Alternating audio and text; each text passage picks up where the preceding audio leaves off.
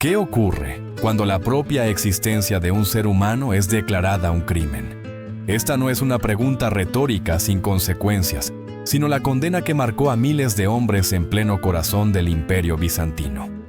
Corría el siglo VI, y bajo el reinado de Justiniano I, apodado Justiniano el Grande, la ley dejó de ser una herramienta de convivencia para convertirse en un arma de exterminio moral. En una Constantinopla que hervía entre esplendor y peste, entre ambiciones de poder y miedos religiosos, una nueva categoría de culpables emergió: aquellos cuya intimidad no encajaba en el molde ortodoxo. El crimen no era robar ni asesinar. El crimen era simplemente amar de una manera prohibida. Justiniano no era un emperador cualquiera, heredero de un sueño imposible, revivir la grandeza de Roma. Se propuso no solo conquistar territorios, sino las conciencias. Desde su ascenso en el año 527 hasta su muerte en 565, gobernó con mano férrea, obsesionado con imponer unidad. Unidad territorial, unidad de fe, unidad de moral. Para él, la diversidad no era riqueza, era amenaza. Y en esa lógica, cada diferencia debía ser corregida o eliminada. El contexto histórico alimentaba su fervor. Desde el Concilio de Nicea en el 325, el cristianismo se había transformado en religión imperial y su moral en brújula obligatoria. Los obispos, figuras como Juan Crisóstomo o Ambrosio de Milán, habían sembrado la idea de que ciertas prácticas íntimas no solo eran pecado personal, sino una corrupción capaz de atraer la ira divina sobre ciudades enteras. El pueblo, golpeado por terremotos, hambrunas y plagas, buscaba culpables visibles a los que señalar. ¿Qué mejor herramienta para un emperador que canalizar ese miedo y convertirlo en ley? Así nació un decreto infame. Dentro del Corpus Juris Civilis, compilación monumental de normas, se inscribió una sentencia fría y brutal. Aquellos que se avergüenzan de ser hombres serían castigados con la muerte. Ninguna ambigüedad, ningún resquicio de misericordia. La ley no describía a criminales, sino a personas cuya identidad se convirtió en delito. El filo del poder imperial descendía ahora hasta las habitaciones privadas, hasta lo más íntimo de la condición humana. La violencia de esta disposición no solo castigaba acciones, destruía posibilidades. Convertía el deseo en condena, el afecto en sentencia, la identidad en riesgo de muerte. Y lo hacía con la legitimidad de una iglesia que proclamaba la salvación de las almas, pero que al mismo tiempo aceptaba la aniquilación de cuerpos. En este clima, Justiniano emergía como el árbitro último, el que decidía qué formas de amar podían sobrevivir y cuáles debían arder. La pregunta inevitable resuena todavía. ¿Fue Justiniano un creyente convencido que temía por la pureza del imperio? ¿O un político hábil que entendió que el miedo es la más eficaz de las cadenas? Sea cual sea la respuesta, el resultado fue el mismo.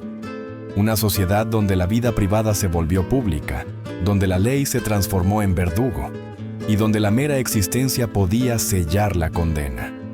Este fue el inicio de un capítulo oscuro, donde religión, poder y miedo se fundieron en una sola voz. Una voz que no admitía réplica. Una voz que decía: tu vida es ilegal. Y esa sentencia, inscrita en mármol y fuego, marcaría a generaciones.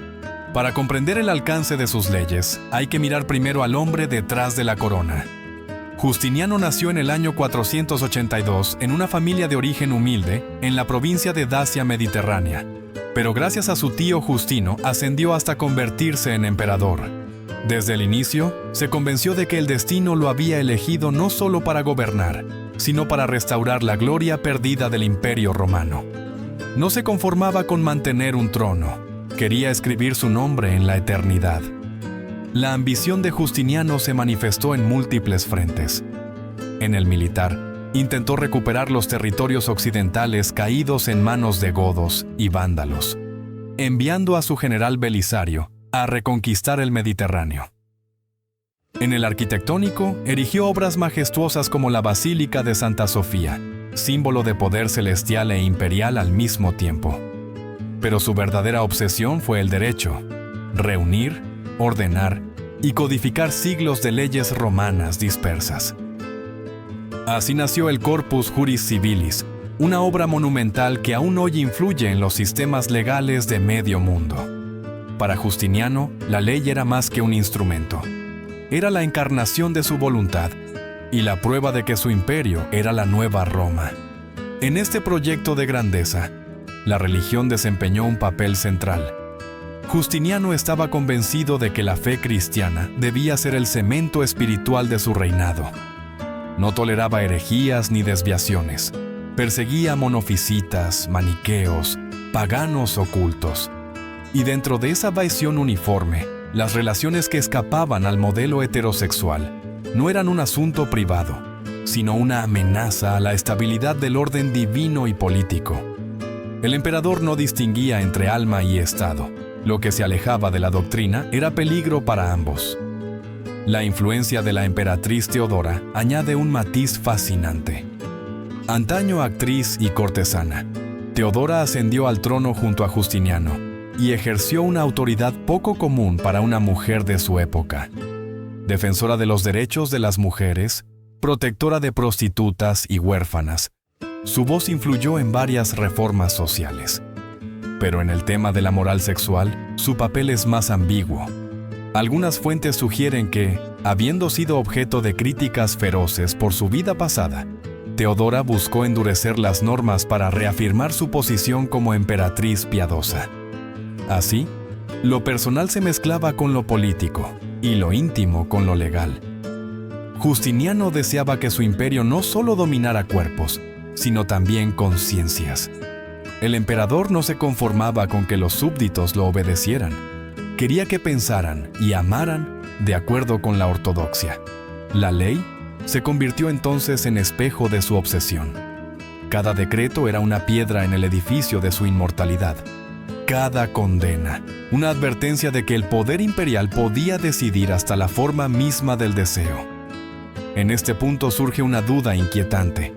¿Era Justiniano un hombre de fe sincera, convencido de purgar el imperio para salvarlo? ¿O fue un gobernante que utilizó la religión como máscara de control absoluto? Tal vez ambas cosas, y quizás ahí reside la clave de su fuerza y su peligro. En la fusión letal de devoción y política, en la creencia de que él no solo era emperador, sino instrumento de Dios en la tierra.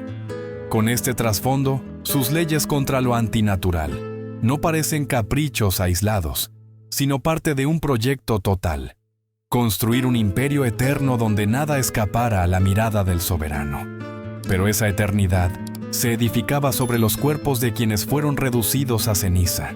El Codex Justinianus no fue solo un compendio jurídico, fue un manifiesto político y espiritual. Allí quedó grabada la orden tajante: los hombres que mantenían relaciones con otros hombres debían morir. No había matices, no existían apelaciones, no se contemplaba redención alguna. La sentencia era definitiva, como si proviniera directamente de la boca de Dios, y no de la pluma de un legislador. En el siglo VI, cuando la frontera entre lo sagrado y lo político era difusa, esta fusión daba a la ley un peso insoportable.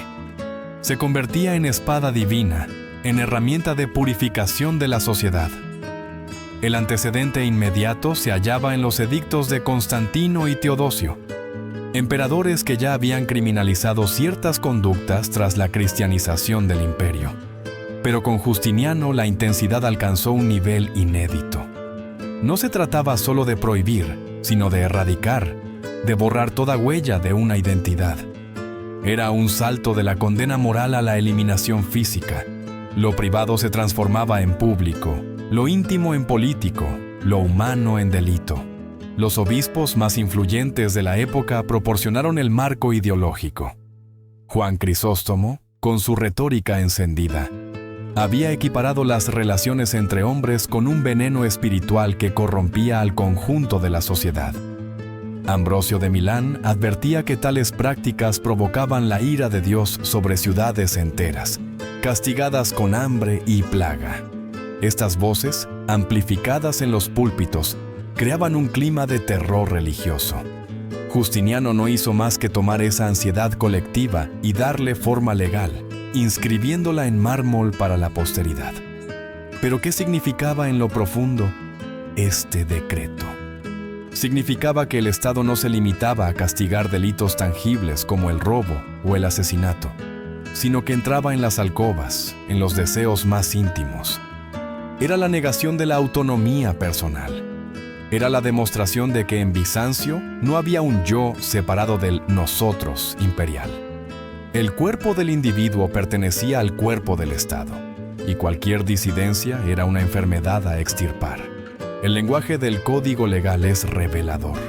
No habla de hombres con nombre propio, no reconoce sujetos, habla de aquellos que se avergüenzan de ser hombres. La deshumanización era absoluta. No eran ciudadanos, ni súbditos, ni personas. Eran aberraciones que la justicia divina exigía destruir. Al no registrar sus nombres, la ley les robaba incluso la memoria, condenándolos a un olvido perpetuo. Una ejecución no solo mataba a un cuerpo, sino que borraba toda posibilidad de recuerdo. Este recurso de convertir la ley en espada divina tenía otra finalidad: consolidar la autoridad del emperador como vicario de Cristo en la tierra. Si desobedecer a Justiniano equivalía a desobedecer a Dios, entonces toda disidencia se volvía herejía. La obediencia legal se transformaba en obediencia religiosa y el poder civil en poder espiritual. En esta fusión letal, el amor se convertía en sacrilegio y el deseo en amenaza cósmica. La pregunta, incómoda pero inevitable, persiste. ¿Hasta qué punto la sociedad bizantina aceptó este modelo? ¿Era miedo lo que mantenía el silencio? ¿O convicción en la idea de que el orden divino debía imponerse a cualquier costo? Lo cierto es que la ley no solo aplastó cuerpos, sino que moldeó conciencias, instalando la idea de que la violencia era justicia y que la identidad podía ser juzgada en la plaza pública. Así, lo que comenzó como un decreto se transformó en una nueva realidad. El Estado como verdugo, la Iglesia como juez y el amor como crimen capital. El filo de esa espada divina todavía proyecta su sombra en la memoria de Europa. En el año 559, Justiniano llevó su lógica un paso más allá. No bastaba con condenar actos privados. Ahora vinculaba directamente esas prácticas con los desastres naturales. En su nuevo edicto, proclamó que las ciudades que toleraran tales pecados serían castigadas con terremotos, pestes y hambrunas. La amenaza ya no era individual, sino colectiva. Una minoría podía condenar a todos. De esta manera, el emperador transformaba el miedo en herramienta política, manipulando la fragilidad de una sociedad que ya sufría bajo calamidades constantes. No hay que olvidar que Constantinopla había sobrevivido a uno de los episodios más devastadores de la antigüedad, la llamada Peste de Justiniano, que desde el 541 asoló al imperio, causando millones de muertes. La capital también estaba expuesta a terremotos frecuentes y a hambrunas periódicas. En ese contexto de incertidumbre, cualquier desgracia podía interpretarse como un castigo divino. Justiniano, hábil estratega del miedo, supo aprovechar esta mentalidad. Si la peste volvía, si la tierra temblaba, si los graneros se vaciaban, siempre habría un culpable designado: aquellos que vivían contra natura. El impacto psicológico fue profundo. Los habitantes de Constantinopla no solo temían a la ley, sino también a la cólera divina que se presentaba como inevitable. Las ciudades del imperio comenzaron a vigilarse a sí mismas, buscando chivos expiatorios en rincones oscuros, señalando vecinos, denunciando sospechas. El miedo al desastre convirtió a cada ciudadano en guardián de la moral imperial. El control ya no dependía únicamente de soldados o jueces, sino de la paranoia colectiva. Lo inquietante es cómo la lógica de Justiniano encajaba con una visión cósmica más amplia de la época. En la mentalidad bizantina, el emperador era reflejo de Dios en la tierra, y su deber era mantener el orden universal. Si el orden se rompía, la naturaleza misma se rebelaba. Bajo esta cosmovisión, castigar a quienes desafiaban la norma no era crueldad, era una forma de salvar al imperio de la destrucción. El fuego, la espada, el exilio, todos se justificaban como muros contra el caos. Pero detrás de esta teología del miedo se escondía también una estrategia de poder. Al ligar el comportamiento sexual a catástrofes naturales, Justiniano conseguía lo que todo gobernante autoritario anhela: un enemigo invisible, imposible de erradicar por completo, que justificara la perpetua vigilancia. Cada temblor de tierra, cada brote de peste, se convertía en prueba de la necesidad de sus leyes. Así, el imperio entero quedaba atrapado en un círculo sin salida: miedo, castigo, silencio. Es legítimo preguntarse, ¿realmente creía Justiniano que los dioses enviaban terremotos por la intimidad de unos pocos, o era todo un ardid calculado? La historia no nos da una respuesta definitiva, pero nos muestra las consecuencias. El edicto del 559 marcó un punto de inflexión. A partir de entonces, el amor no solo era delito, sino también amenaza cósmica. El individuo quedaba reducido a chivo expiatorio universal. El terror ya no se limitaba a las ejecuciones. Era un aire espeso que se respiraba en calles y plazas. Un recordatorio constante de que cualquier temblor en la tierra podía sellar tu destino. Bajo Justiniano, la catástrofe se convirtió en argumento político y la vida humana en moneda de cambio para calmar la furia de un dios que el emperador decía interpretar. Cuando los decretos de Justiniano se hicieron carne en la vida cotidiana, el terror adoptó una forma ritual. La ejecución pública no era solo castigo, era un espectáculo cuidadosamente diseñado para humillar, amedrentar y borrar. Los acusados de conductas antinaturales eran arrancados de sus hogares, arrastrados por las calles y señalados con carteles que describían su supuesto crimen. La multitud se agolpaba para mirar. La vergüenza se convertía en teatro y la muerte en ceremonia. El fuego se erigía como protagonista. Quemar vivos a los condenados era visto como un acto de purificación espiritual. La llama, que consumía la carne entre gritos, simbolizaba para la multitud el triunfo de lo divino sobre lo impuro.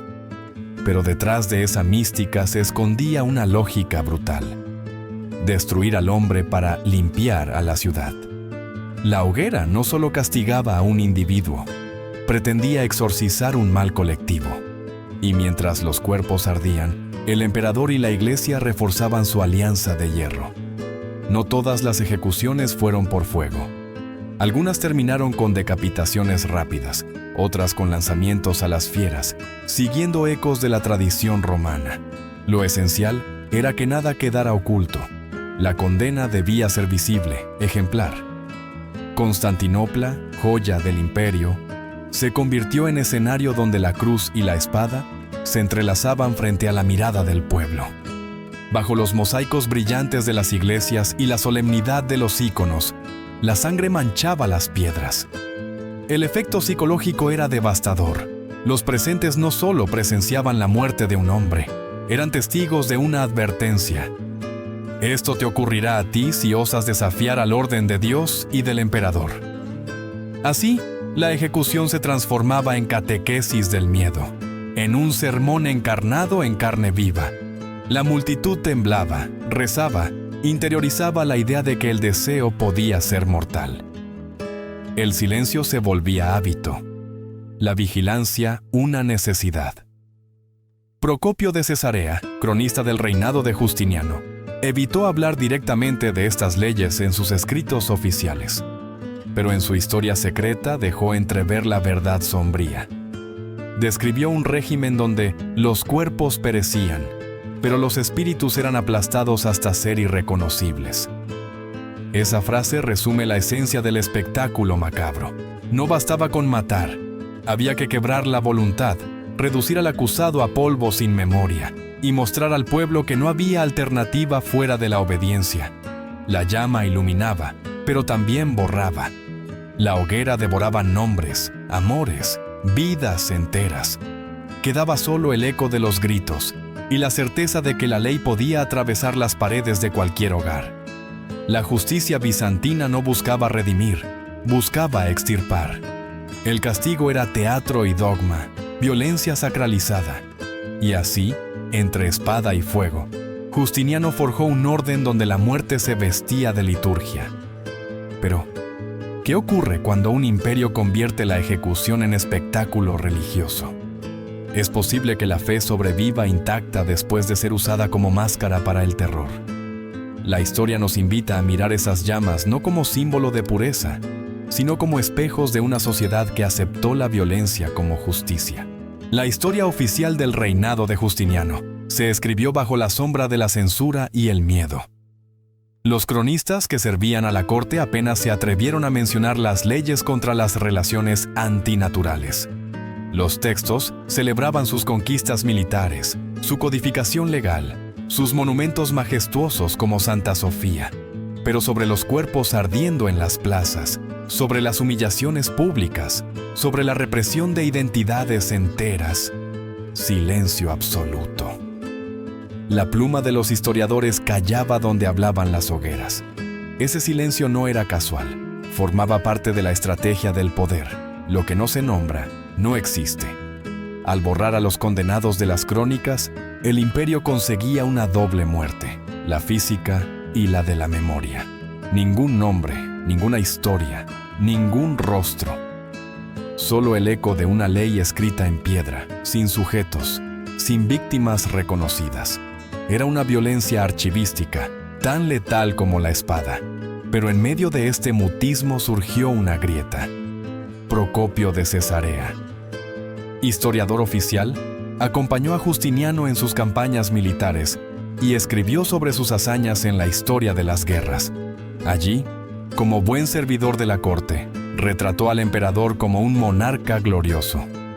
Sin embargo, en su obra secreta, La historia secreta, se atrevió a desvelar la otra cara, la de un régimen cruel, un emperador tiránico y una emperatriz despiadada.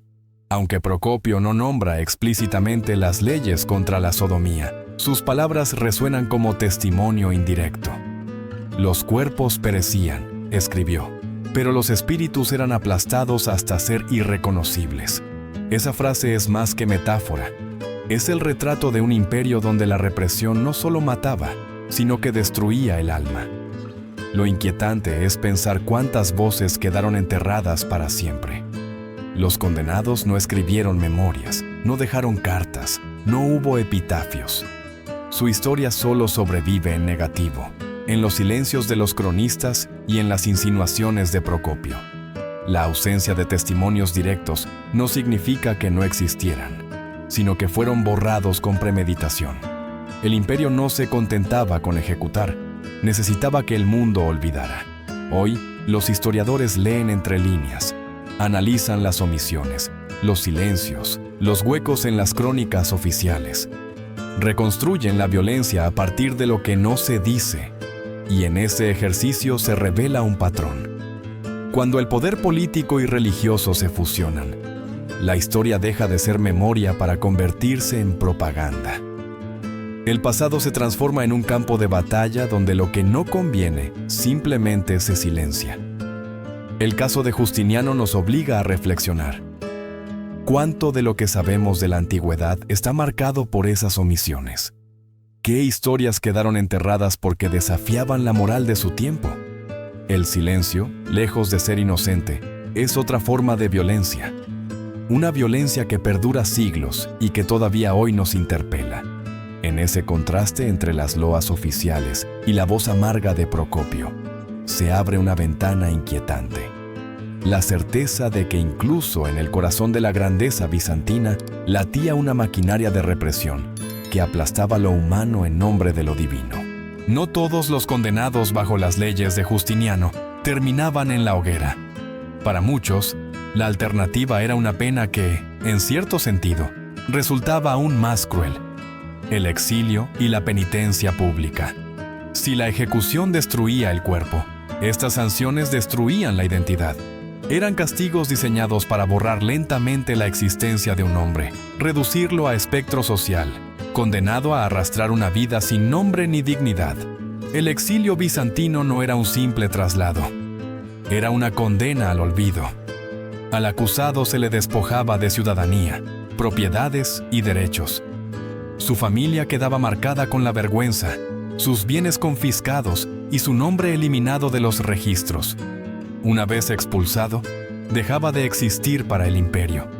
El destierro podía llevarlo a provincias remotas, a monasterios en ruinas o a colonias penales donde el hambre y la enfermedad se encargaban de completar la sentencia. Volver era casi imposible. El exilio era en realidad una muerte en cámara lenta. La penitencia pública añadía otra dimensión de horror. Los acusados eran obligados a comparecer en plazas y atrios de iglesias, vestidos con ropas ásperas, encadenados, rodeados de clérigos que recitaban plegarias denunciando sus pecados. Tenían que confesar en voz alta, frente a vecinos y conocidos, convirtiendo su vergüenza en espectáculo. No era un acto de misericordia, sino de aniquilación moral. Era el Estado declarando: ya no eres parte de nosotros. La comunidad entera presenciaba esa exclusión ritual, aprendiendo a temer y a señalar. Este modelo de castigo no surgía de la nada. Los emperadores romanos ya habían usado el destierro para neutralizar enemigos políticos, y la Iglesia había heredado prácticas de penitencia pública para disciplinar a los fieles. Justiniano fusionó ambas tradiciones, transformando el exilio en una extensión del infierno terrenal y la penitencia en un arma de control social. Lo religioso y lo político se unían para garantizar que la persona acusada no solo perdiera la vida civil, sino también la espiritual. En comparación con otros reinos de la Europa del siglo VI, las sanciones bizantinas destacan por su teatralidad. En el reino visigodo, por ejemplo, las leyes contra conductas similares existían, pero rara vez alcanzaban la espectacularidad ritual que Justiniano imponía en Constantinopla. El Bizancio de Justiniano no se limitaba a castigar, necesitaba escenificar. El imperio debía mostrar al pueblo que ningún rincón de la vida escapaba a su vigilancia. El mensaje era claro. La disidencia sexual no era solo un pecado, era un crimen contra el Estado y contra Dios, merecedor de la destrucción total del honor. Y en esa lógica, la pena de muerte no siempre era necesaria. Bastaba con arrancar a alguien de su comunidad, privarlo de todo y exhibirlo como advertencia viviente de lo que significaba desafiar la ortodoxia.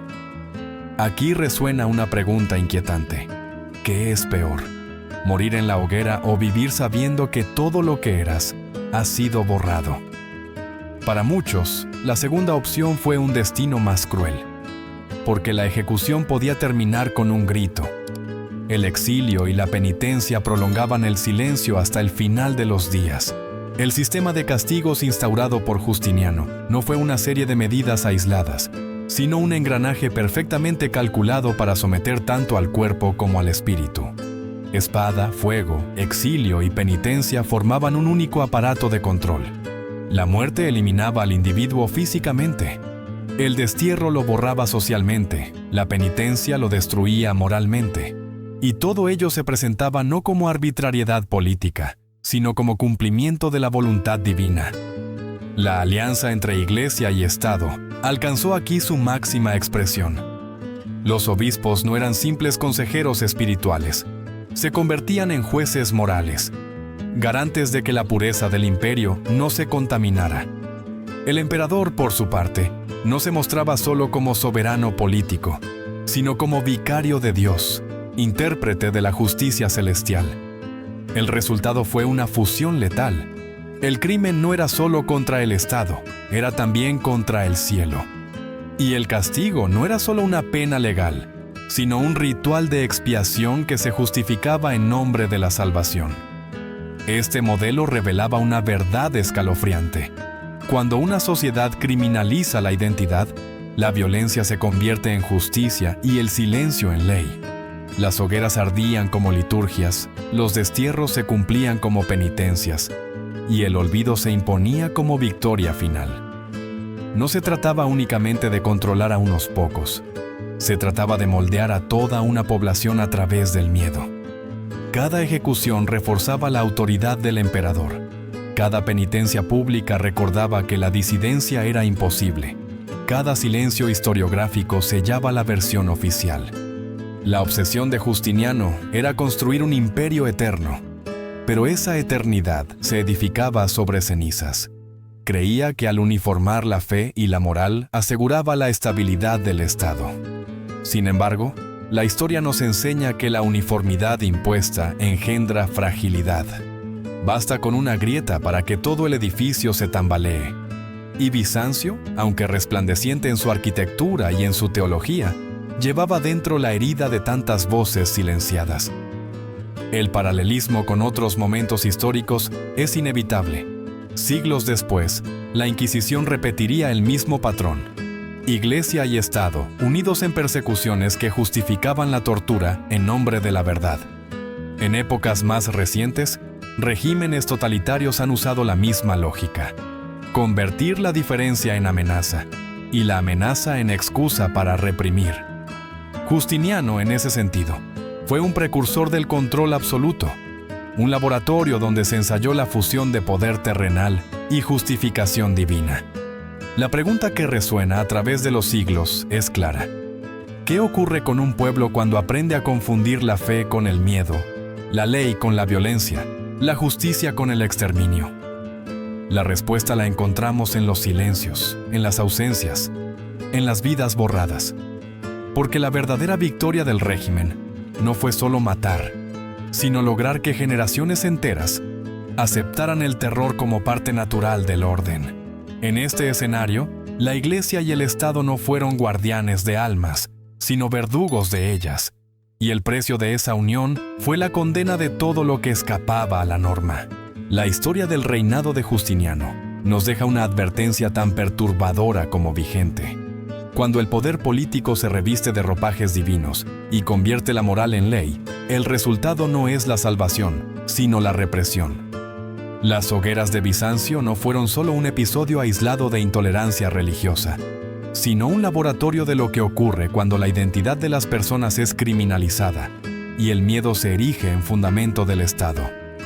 El emperador que soñaba con un imperio eterno consiguió, en efecto, dejar una huella imborrable. Sus leyes siguen influyendo en códigos jurídicos hasta hoy, pero también dejaron cicatrices invisibles. Comunidades enteras borradas, nombres que nunca conocimos, amores condenados a la clandestinidad. La eternidad de Justiniano se construyó sobre la fragilidad de vidas humanas reducidas a ceniza. Y ese es el verdadero rostro del poder absoluto. La capacidad de transformar el deseo en delito y la diferencia en amenaza. Mirar atrás a ese Bizancio de fuego y silencio debería llevarnos a una reflexión incómoda. ¿Acaso no vemos todavía ecos de esa lógica en nuestro mundo? En sociedades modernas, donde la identidad aún se debate, donde la moral se utiliza como arma política, donde la diferencia provoca persecución, ¿no se repite, con nuevos disfraces, el mismo mecanismo que Justiniano perfeccionó hace casi 1500 años? La historia no es pasado muerto. Es un espejo que devuelve nuestros propios rostros. La lección, por tanto, no es solo recordar la crueldad de un emperador. Es entender que la dignidad humana nunca debe quedar a merced de dogmas o de leyes que confundan fe con control. Es asumir que la memoria de quienes fueron borrados nos exige vigilar cada intento de justificar la violencia en nombre de lo sagrado. Es recordar que la justicia verdadera no necesita hogueras ni exilios, sino respeto y libertad. Procopio, en su historia secreta, escribió con amargura: Él nunca se inclinó a mostrar misericordia, solo a destruir. Pero nosotros, lectores del siglo XXI, podemos responderle de otra forma. Podemos rescatar del olvido a quienes fueron silenciados, dar voz a lo que la ley intentó borrar, y aprender que ninguna civilización es eterna si se edifica sobre la negación del ser humano. Y ahora, la pregunta queda abierta para ti, espectador. ¿Qué opinas? ¿Crees que la historia de Justiniano es solo un recuerdo lejano o una advertencia que aún nos concierne? Déjalo en los comentarios. Comparte este video si piensas que estas lecciones merecen ser conocidas. Y no olvides suscribirte a History Quest, donde seguimos revelando los secretos más oscuros y las verdades más incómodas de nuestro pasado.